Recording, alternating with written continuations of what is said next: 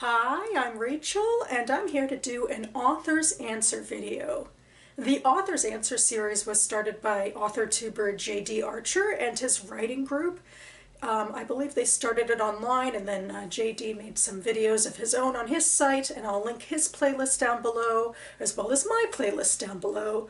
I've been doing this sequentially for several months, and I am up to question number 22, which is, would you still keep writing if there were a zombie apocalypse? Off of the bat, I feel a relative, anathema to this question. First of all, in terms of science fictional happenings that might upend the world, zombies are at the bottom of my list. Absolute zombie apocalypse, no. No interest at all. I'd much rather have an alien invasion, hopefully a benign one.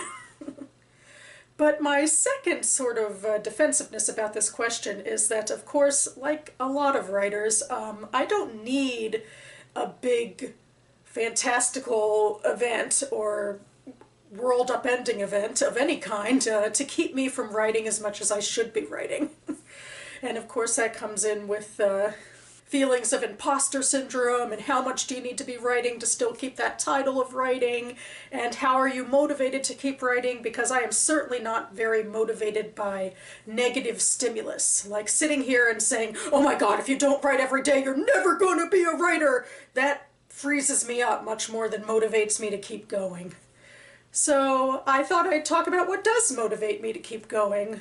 First of all, joining a writing group has certainly held me accountable to writing regularly, especially when we were meeting to do workshops. We actually haven't been workshopping each other's work for several months, which is kind of sad. But in February, we are convening to do our own version of NaNoWriMo, because a lot of people had other obligations come up and what have you in November and really weren't able to complete what they wanted to.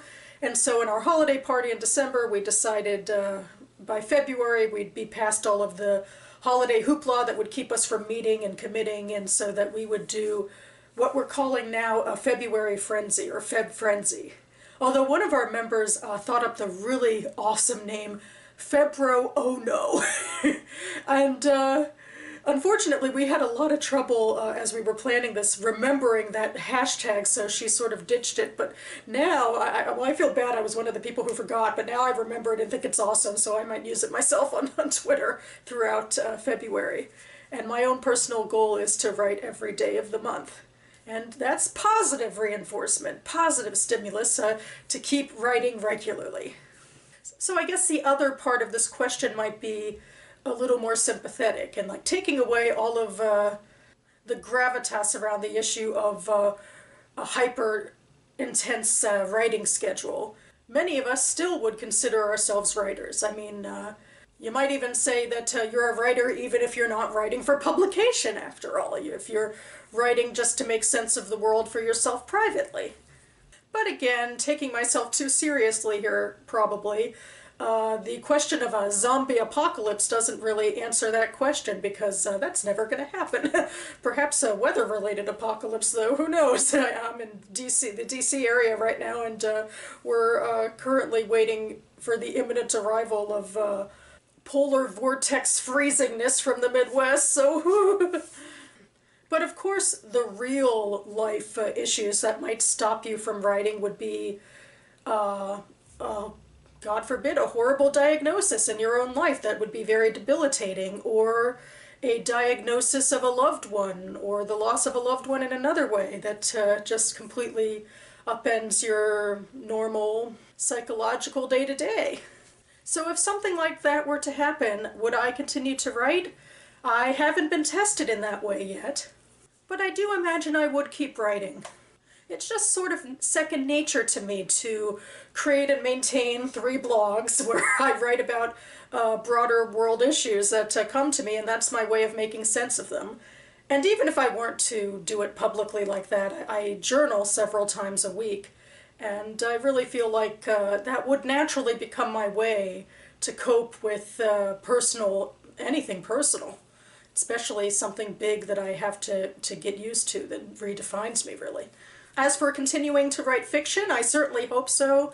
certainly right now I know what keeps me motivated and in the groove is belonging to my writing group and hopefully belonging to the Maryland Writers Association, which I joined in December, and I'm going to their annual meeting in March, and I've been receiving the newsletter and trying to get inspiration from that about venues of publication that I could strive for and things like that.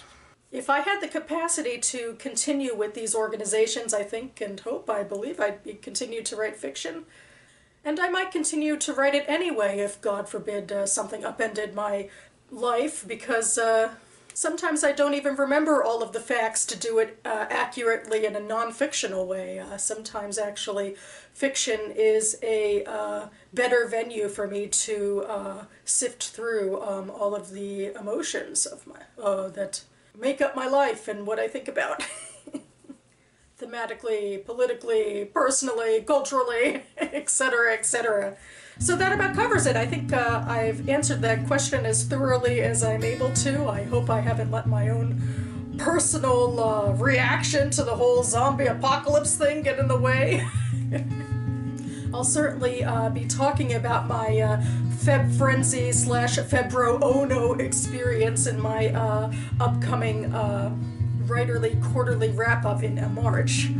Hopefully I won't have to contend with anything too serious in the rest of my life during that time. We'll see. In the meantime, keep writing, everyone. Thanks so much for watching, and I'll see you next time.